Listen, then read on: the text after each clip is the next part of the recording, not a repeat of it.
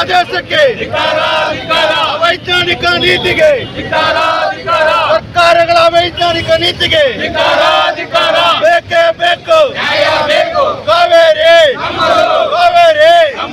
ಬೇಕೇ ಬೇಕು ಬೇಕೇ ಬೇಕು. ಕರ್ನಾಟಕ ರಾಜ್ಯ ರೈತ ಸಂಘ ಇವತ್ತು ಬಂದ್ಗೆ ಬೆಂಬಲವನ್ನು ಘೋಷಣೆ ಮಾಡಿ ರಾಮನಗರದಲ್ಲಿ ರಸ್ತೆ ತಡೆ ಚಳವಳಿಯನ್ನು ಮಾಡ್ತಾ ಇದ್ದೇವೆ, ಬಂಧನ ಮಾಡ್ತಾ ಇದ್ದೇವೆ.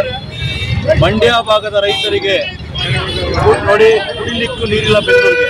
ಆದರೆ ಮಂಡ್ಯ ಭಾಗದ ರೈತರು ಎಲ್ಲವನ್ನೂ ಕೂಡ ತ್ಯಾಗ ಮಾಡ್ತಿದ್ದಾರೆ. ಸನ್ಮಾನ್ಯ ಮುಖ್ಯಮಂತ್ರಿಗಳು ಹೇಳ್ತಾರೆ ಬರ ಇದೆ, ಈ ಟೈಮ್ನಲ್ಲಿ ರೈತರು ತ್ಯಾಗ ಮಾಡಬೇಕು, ಬೆಳೆ ಹಾಕಬೇಡಿ ಅಂತ ಹೇಳ್ತಾರೆ.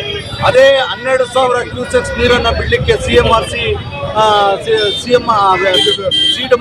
CWMA ಆದೇಶ ಮಾಡಿದೆಯಲ್ಲ, ಈ ಅವೈಜ್ಞಾನಿಕ ನೀತಿಯನ್ನು ಖಂಡಿಸಿ ಇವತ್ತು ಕರ್ನಾಟಕ ರಾಜ್ಯ ರೈತ ಸಂಘ ಬಂದ್ಗೆ ಗೌರವವನ್ನು ಕೊಟ್ಟಿದೆ. ಬೆಂಗಳೂರಿನ ಜನ ಇಷ್ಟೊತ್ತಿಗೆ ಬೀದಿಗಿಳಿಬೇಕಾಗಿತ್ತು. ಬೆಂಗಳೂರಿನ ಜನ ಸ್ವಯಂ ಪ್ರೇರಿತವಾಗಿ ಬರಬೇಕಾಗಿತ್ತು. ಈ ಭಾಗದ ಮಂಡ್ಯದ ಜನರ ಹಿತರಕ್ಷಣೆಯನ್ನ ಕಾಪಾಡಬೇಕು ಅಂತ ಹೇಳಿದ್ರೆ ಬೆಂಗಳೂರು ಜನ ಬರಬೇಕಾಗಿತ್ತು. ಆದರೆ ಬರ್ತಾ ಇಲ್ಲ. ಏನಾರ ಮುಂದೊಂದು ದಿನ ಬೆಂಗಳೂರು ಜನಕ್ಕೆ ಕುಡಿಯೋ ನೀರನ್ನು ಎಲ್ಲಿಂದ ತರ್ತೀರಿ? ದಿನಕ್ಕೆ 12,000 ಕ್ಯೂಸೆಕ್ ನೀರನ್ನು 15 ದಿನಗಳ ಕಾಲ ಬಿಟ್ಟರೆ ಸುಮಾರು 10 ರಿಂದ 11 TMC ನೀರಾಗುತ್ತೆ. ಇದನ್ನು ಏನು ಬಿಟ್ಬಿಟ್ರೆ ಮುಂದಿನ ದಿನಗಳಲ್ಲಿ ಮಂಡ್ಯ ಭಾಗದ ರೈತರಿಗೆ ಬೆಳೆಗೂ ಇಲ್ಲ, ಈಗ ರಾಮನಗರ ಮತ್ತೆ ಕನಕಪುರ ಈ ಭಾಗದ ಯಾರಿಗೂ ಕುಡಿಯೋಕೆ ನೀರಿಲ್ಲ, ಬೆಂಗಳೂರು ಜನಕ್ಕೂ ಕುಡಿಯೋಕೆ ನೀರಿಲ್ಲ.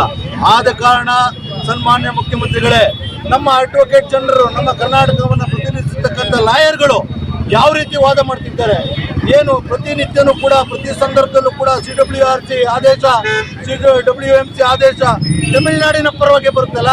ಕರ್ನಾಟಕದ ಕಾನೂನು ವ್ಯವಸ್ಥೆ ಏನಾಗಿದೆ, ಯಾಕೆ ಈ ರೀತಿ ಮಾಡ್ತಿದ್ದಾರೆ? ಸನ್ಮಾನ್ಯ ಮುಖ್ಯಮಂತ್ರಿಗಳು ಯಾವುದೇ ಕಾರಣಕ್ಕೂ 1 ಇಂಚು ನೀರನ್ನು ಬಿಡಬಾರ್ದು.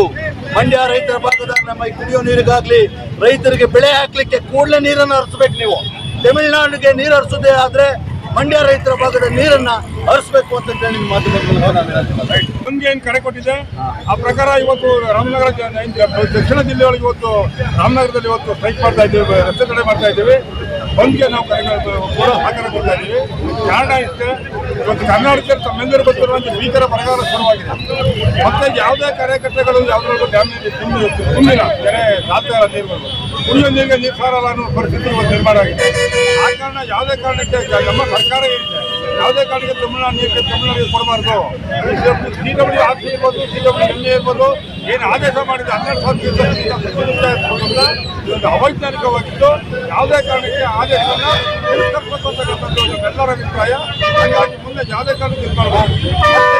ಮೇಕೆದಾಟು ಯೋಜನೆ ಇದೆ, ಮೇಕೆದಾಟು ಯೋಜನೆಗೆ ನ್ಯಾಯಾಧಿಕರಣಗಳು ನಮಗೆ ಸಫಲವಾಗಿರುವಾಗ ನಮ್ಮ ಸರ್ಕಾರ ಯಾಕೆ ಉದಾಸೀನ ಮಾಡ್ತಾ ಇದೆ? ತಪ್ಪನ್ನ ಡಿಕ್ಲೇರ್ ಮಾಡ್ತಕ್ಕಂಥದ್ದು ಅದು ವಾಪಸ್ ತಗೊಳ್ಳಲ್ಲ. ಸರ್ಕಾರ ಕ್ರಮ ವಹಿಸಿ ಏಕವದ್ಯ ಕೆಲಸ ಏನಾಗಬೇಕು ಅಂತ ನಮ್ಮೆಲ್ಲರ ಒತ್ತಾಯ ಅಂತೇಳಿ